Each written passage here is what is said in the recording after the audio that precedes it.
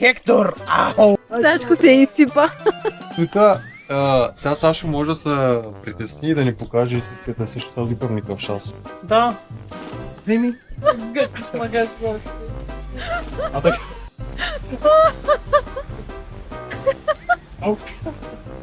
И ще да скъсам гащата. Наистина ще да скъсам гащата. Други мъче. Опа, дръж пътя. Къде сме? Гурково. Спряхме на Гурково, на баничарница да си вземем банички. Бяхме супер гладни и викам на Цветомир, дай да спрем. Викам, дай да спрем да си вземем, нали, за ядене. И той ми вика, къде да спрем. Аз викам, не знам. И виждам как паркинга тук е пълен и то с едни огромни букви пише баничарница. Ми викам, отбивай тук вляво, то гледай колко хора има. Много Това са банца.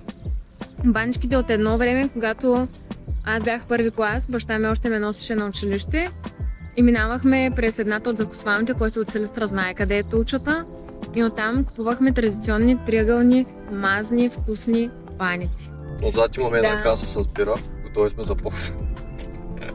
Не, по-скоро един стек. Един стек. За горка специално. Да, тъй Продуктово като, позициониране. тъй като магито работи като търговски представител и всеки месец дават безплатна бира и аз тук след 2 месеца мисля да си пусна бира на коремче. И да карам колело. И ще изкачваме Еверест, че? Еверест. Да почваме и изкачваме. Една бърза промяна на Сашко. Я го вижте каква спортна натура. Да. Лекичко съм задържал. Продължаваме промяната. Я кажи маршрута, на къде отиваме? Ми продължаваме сега към Хижа Русалка, начална точка, почивка, 28 минути поне. После продължаваме към Академилийското праскало. Ще видим и Бабското праскало евентуално. Как? Бабското праскало. Бабското. Това е мъничко. Академилийското праскало е основната ни цяло. Можем ли да се изкъпнем там? Можем да се скъпим всеки ден по цял ден. Няма да шпим. Що не те спира? Карта always. Винаги. Няма малко да се пръснем, ако го четем перо. SPF. Мъжи. Май. Мъжи. Много съм горе. С Боха 16. Среща. Сега виж, не мога да я направя. Го напречи го, ела ми на среща. Горе освен, ама тя ще влезе в жоба. Да, раница изглежда много тежка. Мале. Я ви го напречи го, ела ми на среща. Я ви го напречи го, Аз нямам място. грам путка, кило звере, килата шахти. Продължаваме програмата. Оня ден издирват един в Павликени. То равно навсякъде едната бабичка тръгнала с щеките. То равно на ковчег. Колко по-равно да бъде? Как са щеки? Ама какъв просто тива? То равно. Аз съм в часъл, гладен, паря да ям. И дикът извадя една диня. Извадя една диня, братле. И като я сряза. И аз стоя го гледам като кучи.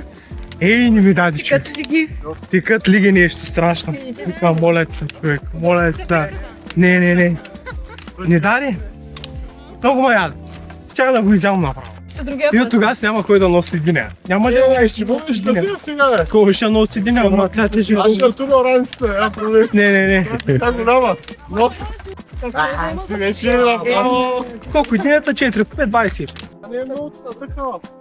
Професионалистите нямат никакъв проблем. Дори имам едно якенце. Ако да, случайно на някой му стане студено. Групата бере душа. И така. Пътя в началото беше малко стръмен, даже доста стръмен. Много обичам да идвам в природата и да правя такива походи, да карам колело, да експериментирам с тялото си и това да стигам до ниво, в което вече само единствено остава психиката ти, вече си каталясал. И тогава да осъзнаеш, че единственото нещо, което ти остава са само ти и твоите последни сили, които само ти си мислиш, че са последни сили. Реално тялото издържа много повече, психиката издържа много повече от това, което може да си представим само. От доста време се възхищавам на спортисти, възхищавам се на професионални спортисти, които са стигнали едно високо ниво, защото осъзнавам колко са си счупили телата, колко са си тествали телата, психиката И въпреки всичко те продължават, за да бъдат все по-добри и все по-добри.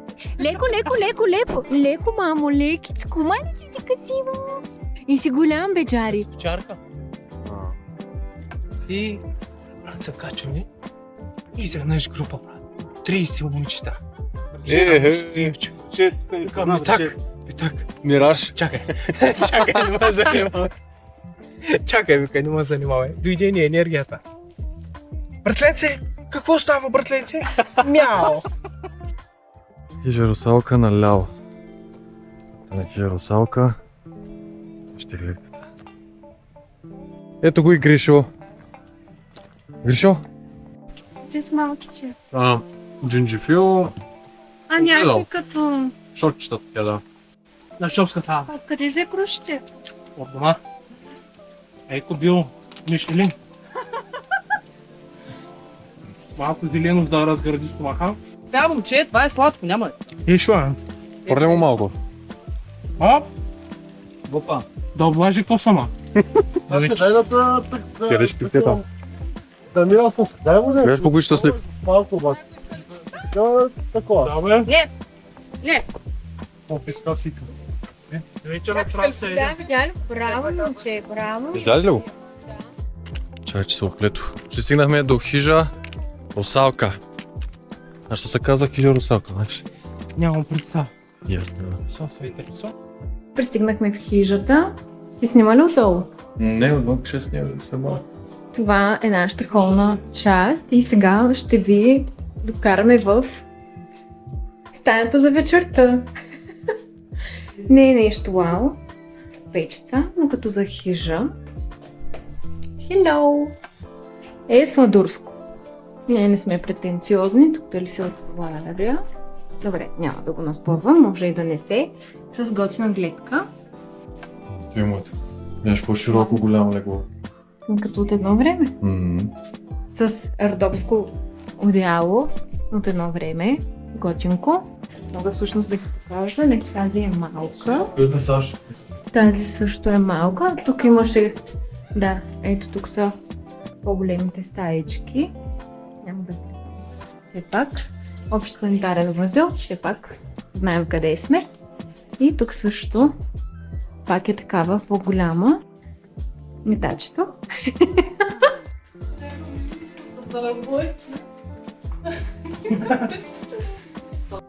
Скочи върху мен от целувки от игра. Разбойник!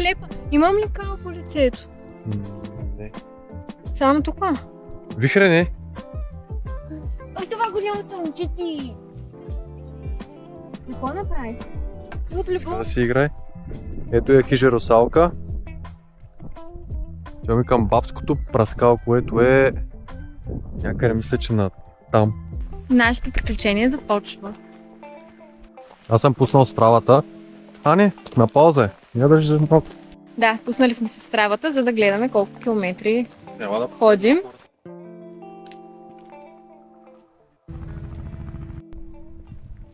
Ние сега сме на много сладка чешмичка, на която са засадили здравец и аз си откъснах, но на хората не ми се сърдят. Няма да се събят. И най-любимото ми брезичката. Много обичам брезите. Изключително силно енергийно пречистващи дървета, които не растат къде да е, не се хващат как да е. Както можем да видим, което тази част тук отдолу.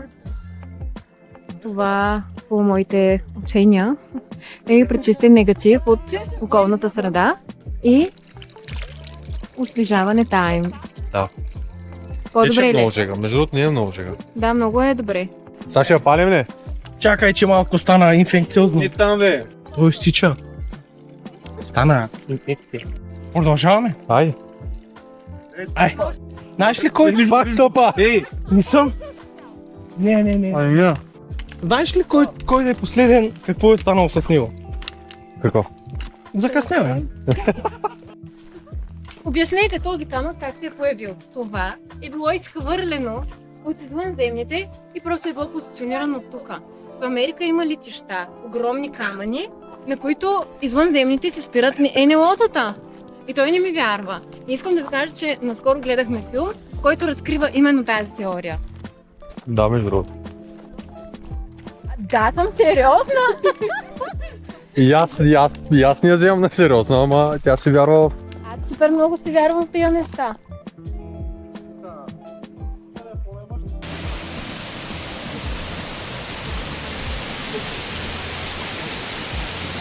Саша, как е гледката? Добре, гледката. Топ. На ниво.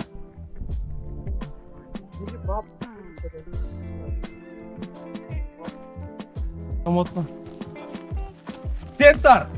О! Ой, златен. Лепило! Давай за глава.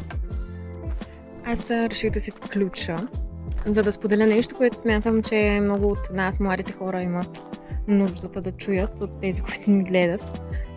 Всъщност, в момента сме в Стара планина и се разхождаме с приятелска компания.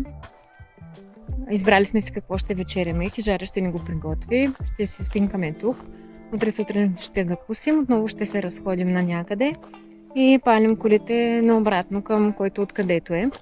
Но когато теглиш чертата и погледнеш отвъд на тези приятни активности, всъщност стигаш до другата реалност, в която Цветомир в понеделник го чака немалка отговорност, съответно на работа. Всеки ден всичко е сравнително ново и сравнително различно.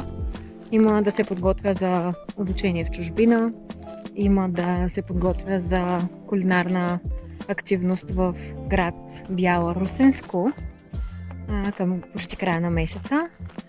В един момент аз осъзнавам за себе си, че съм започнала на ново работно място, което пък е доста отговорно. В понеделник имам отговорен изпит, за който трябва да се подготвя много добре, тъй като пък определя финансови параметри. Тоест, събота и неделя се очакваха да са наситени на отваряне с задължения, отново свързани с работа, но пък ние супер съзнателно, най-вече без вина, избрахме да дойдем тук с наши приятели, защото смятаме, че всъщност в един момент ти наистина имаш супер голяма нужда от именно това. Имаш нуждата да разпуснеш и да не мислиш за задълженията. Те никога няма да свършат. Те винаги ще са на лице. И е много важно, когато го правиш това, всичкото хубавото, приятното, красивото, да не се чувстваш виновен, че си го избрал. И да знаеш, че отвъд хубавото има и отговорности, но тези отговорности също са хубави и също придават този специфичен цвят и вкус и усет на живота ни. Така че, мили хора, не винаги всичко е само задължения, не всичко е само пряка отговорност. Някога е нужна такава една сладка неангажираност, която да ни прави по-цели. До Ченай-сет не стигнахме след 3 часа, не, повече. От самата хижа до това праскало е 3 часа, батериите ми паднаха, изморен съм, но не се оплаквам. Защото знам, че после като се приберем, като хапнем, като се опънем на леглото малко да възстановим, тогава е истинския кеф. А за сега се наслаждаваме само на тия гледки. Но определено се струва.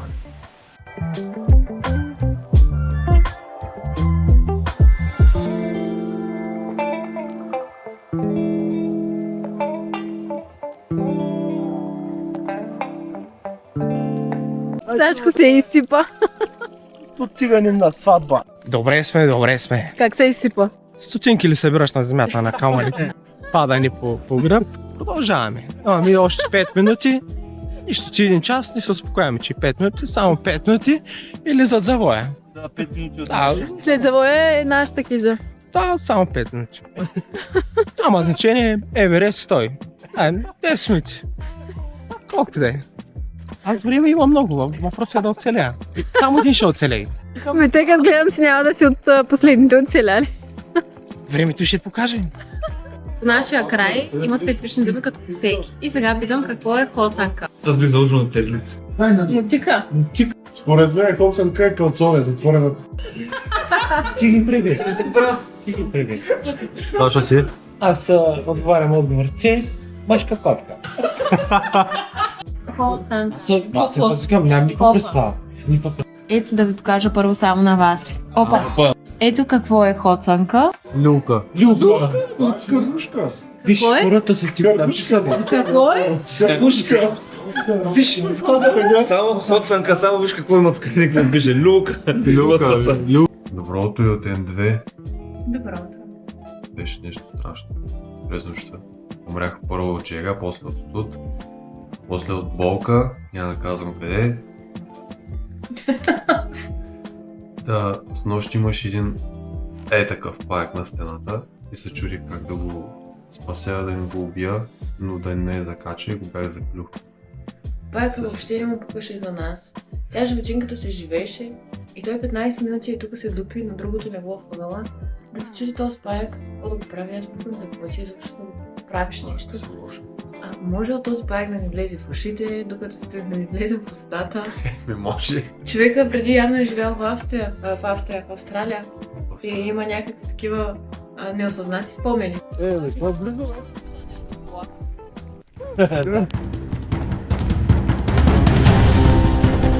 То спъща сема, ей! Няма те спусна! Ой! Ой!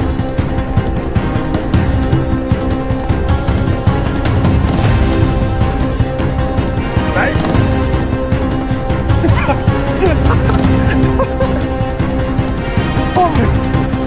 О! Трудно да снимаше да бягаш, ей! много шибано. Да, се свалим на ниско и да починим. Ей там, на забоя.